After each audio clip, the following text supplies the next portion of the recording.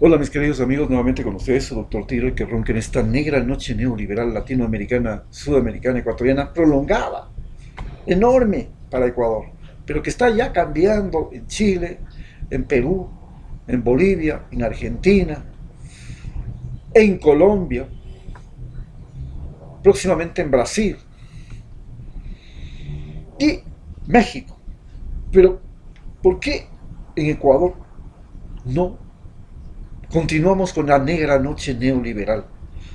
Negra noche neoliberal que llevó a la Argentina al cataclismo económico, que está llevando a Brasil al cataclismo sanitario y al cataclismo económico, que llevó a Ecuador al cataclismo sanitario y económico con Lenin Moreno. ¿Cómo fue posible que Lenin Moreno, a pesar de haber llevado al país al cataclismo económico y al cataclismo sanitario, haya ganado a Rafael Correa, porque definitivamente lo gana, a pesar de haber sido uno de los peores presidentes, un discapacitado, un tonto útil, un vende patria de los Estados Unidos? ¿Cómo diablos logra ganar? Partamos de que Rafael Correa fue, el éxito de Rafael Correa parte de una asamblea constituyente, una constitución del 2008, y se presenta como candidato él y Lenín Moreno a la presidencia sin presentar ningún asambleísta y proponiendo una nueva asamblea una nueva constitución. Esa constitución se legaliza en el 2008 y luego, a partir de ese momento, se produce una enorme transformación del Ecuador. Y esa enorme transformación del Ecuador parte de esa constitución, del cambio del uso del presupuesto del Estado, porque se logra negociar, se logra recuperar, evitar el gran pago de la deuda externa que asfixiaba al país hasta con el 70%, renegociando los precios del petróleo, renegociando los precios de la deuda externa, comprando deuda externa, y así logra tener presupuesto disponible el gobierno de Rafael Correa, y eso le permite desarrollar un periodo de 10 años de extraordinario crecimiento en la infraestructura, vialidad, aeropuertos, puertos, centrales hidroeléctricas, universidades, colegios, escuelas, hospitales, internet. Bueno, ¿qué más se podía pedir? A esto le acompaña el hecho de que se cambia el concepto de la educación, se estandarizan los exámenes, se estandariza la educación. Ya no es que el profesor enseña lo que le da la gana en clases, y si uno va a un colegio de ricos, entonces aprende todo en inglés y aprende cosas que jamás va a aprender en una escuela de campo, allá en el Villorio, sino que todos aprenden lo mismo, todos rinden el mismo examen, todos los profesores tienen que tener el mismo estándar de calidad, se califica a los profesores, se entrena, se enseña, se reeduca a los profesores, se manda estudiantes a estudiar en el extranjero, 20.000 becarios de las 100 mejores universidades, se crea hospitales con certificación, se crean colegios con bachillerato internacional, se crean universidades emblemáticas para desarrollar un Silicon Valley en Yachay, para desarrollar una universidad ecológica en la Amazonía, una universidad pedagógica en la provincia de Cañar y una universidad de las artes en Guayaquil. Extraordinario. Se crean las condiciones para que esto pueda continuar. Pero ¿dónde diablos falla Rafael Correa? Ya Rafael Correa falla en su partido, Alianza País. Es un partido que se crea sobre la marcha, y este partido agrupa fundamentalmente a intelectuales. Y resulta que estos intelectuales, la mayor parte, eran gente de la sierra. Y eran gente que habían vivido culturalmente desde la época de la colonia la doble moral. Eso quiere decir, vivían la hipocresía, la doble moral. Por una cosa era lo que decían y otra cosa era lo que hacían.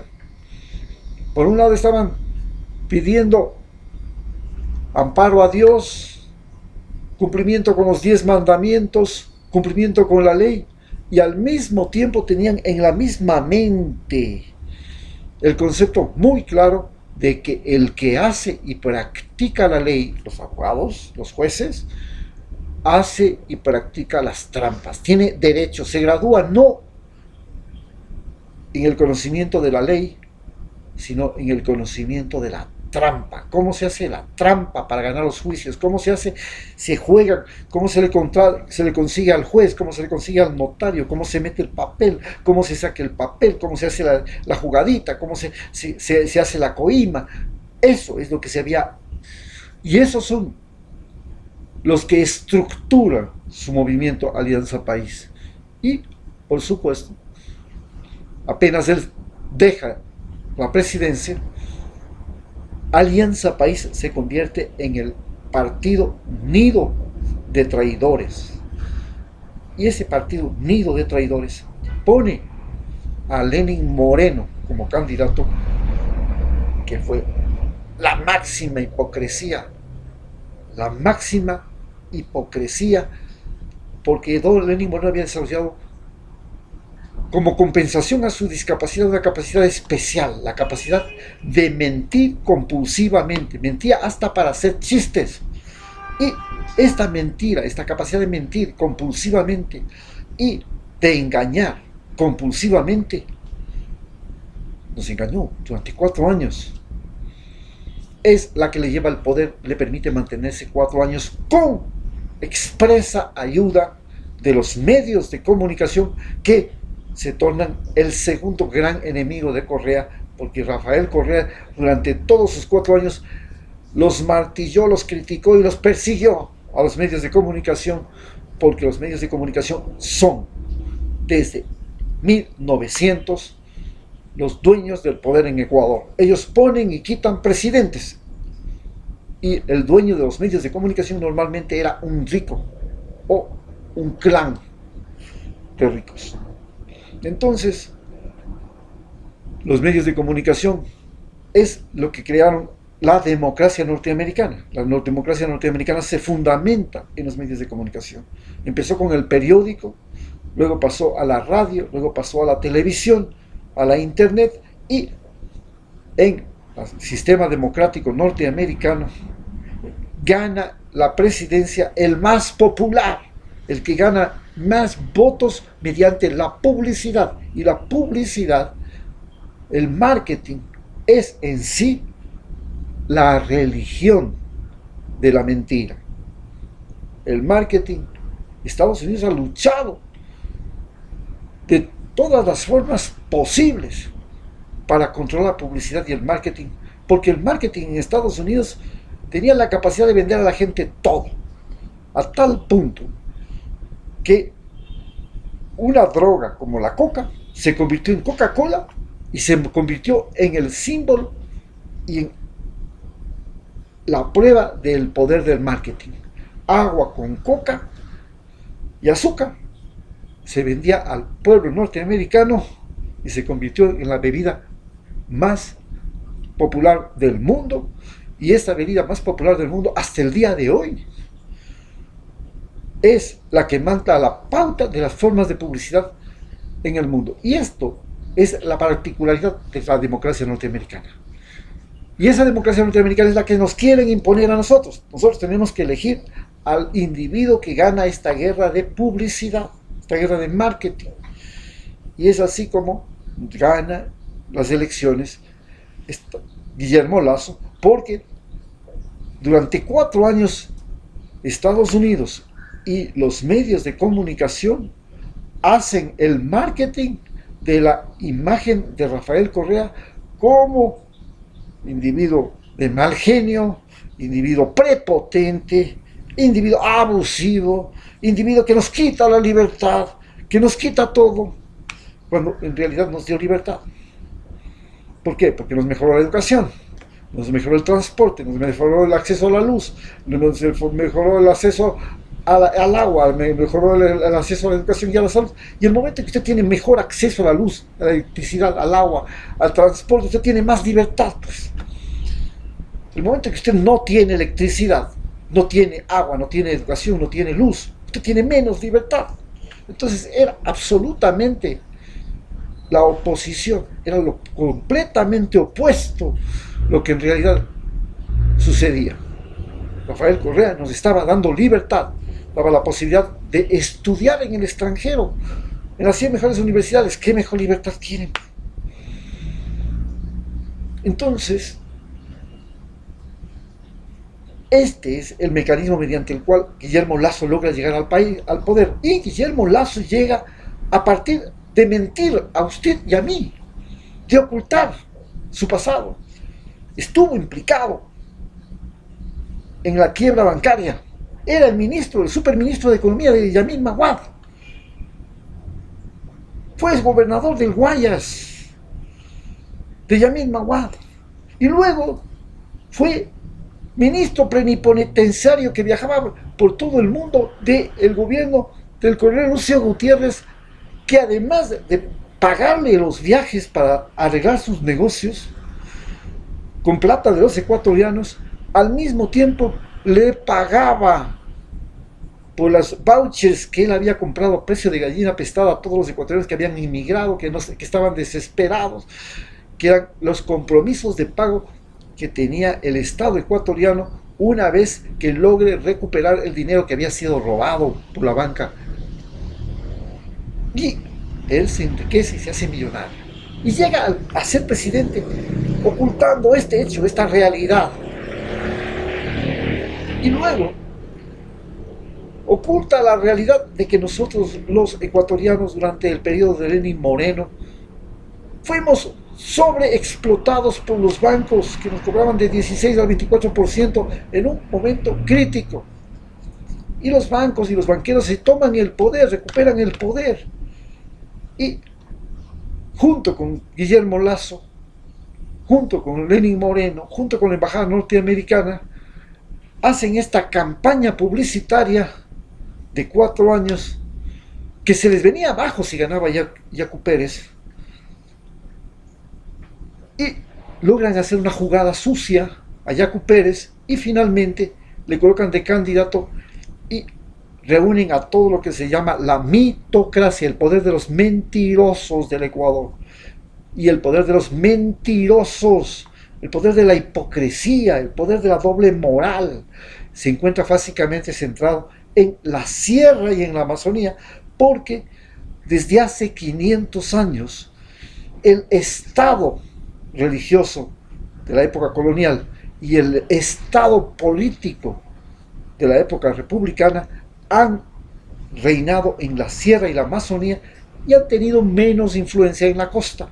Y en la costa entonces nace otra cultura, una cultura completamente extrovertida, no introvertida como la de la sierra y la Amazonía. Y esta cultura extrovertida, estos habitantes de la costa ecuatoriana son los que votan por Rafael Correa en las elecciones, mientras que los de la sierra y la Amazonía, los que viven esta doble moral, los que viven este doble discurso, este discurso que va a la misa y pide perdón y apenas sale de la misa comienza a decir mentiras, a murmurar, a envidiar, a pecar al menudeo, a robar al por menor. Esta cultura es la que triunfa. Y triunfa con un candidato costeño, que es lo ridículo, lo increíble. En cambio, Rafael Correa gana los votos en la costa, donde está la cultura, la anticultura serrana, la anticultura amazónica, donde está la cultura de la franqueza, también de la brutalidad, pero donde el Estado no tenía mayor injerencia, no había injerencia del ejército, no había fuerte presencia de la policía, no había fuerte presencia de la religión, y se desarrolló otro ser humano. Ese otro ser humano es completamente franco, completamente valiente, valeroso, por eso hicieron la revolución de Alfaro. Este ser humano es el que vota por Rafael Correa, a pesar de que el candidato era de Quito, era serrano. Eso es la cosa, ese fue también otro de los graves errores de Rafael Correa. En vez de poner un candidato costeño, fue y puso un candidato serrano en la costa, lo cual creaba también una confusión. Tenía que ser un costeño contra otro costeño, y mejor si hubiera sido mujer costeña. ¿Por qué? Porque las mujeres costeñas viven menos este drama de la doble moral. Ya. Se casan sin necesidad de ir a la iglesia. Tienen hijos sin necesidad de bendición del cura. Tienen familias por unión libre. Simplemente de otra manera, son otra sociedad, son otro mundo. Y esta es la pugna que vivimos en Ecuador. Los años siguientes, los años que se vienen, es la pelea entre la costa y la sierra. Y desgraciadamente, esta pandemia ha golpeado al eje de la doble moral, al eje de la leguleyada, al eje que tenía gran fortaleza económica y se convirtió en poder económico gracias al petróleo. Entonces cuando llegamos y descubrimos en el 1974 el petróleo, la plata del petróleo venía a Quito, y entonces en Quito se creó una burocracia, se creó un montón de universidades, un montón de escuelas, un montón de empleados públicos, un montón de jubilados, un montón de militares, un montón de policías, se creó. Pero Quito es ahora la ciudad más golpeada del país, y al igual que Estados Unidos, comienza a perder su gran influencia. Y esta crisis que le ha golpeado a Quito hace y permite que las ciudades más pujantes del país, que están precisamente en la costa, estamos hablando de los puertos, El Oro, Guayas, Manabí, Esmeraldas, donde hay mayor cantidad de comercio, donde hay mayor cantidad de economía, donde además hay productos de exportación, camarón, banano, café, cacao, pesca. Y con el precio del petróleo en tambaleo, hacen que el poder de la sierra ecuatoriana en sí, tanto económicamente como políticamente, se vea muy golpeado, y eso le afecta directa y totalmente al gobierno de Guillermo Lasso. Guillermo Lasso ahora se enfrenta a un país radicalmente dividido, costa versus sierra. Muchas gracias.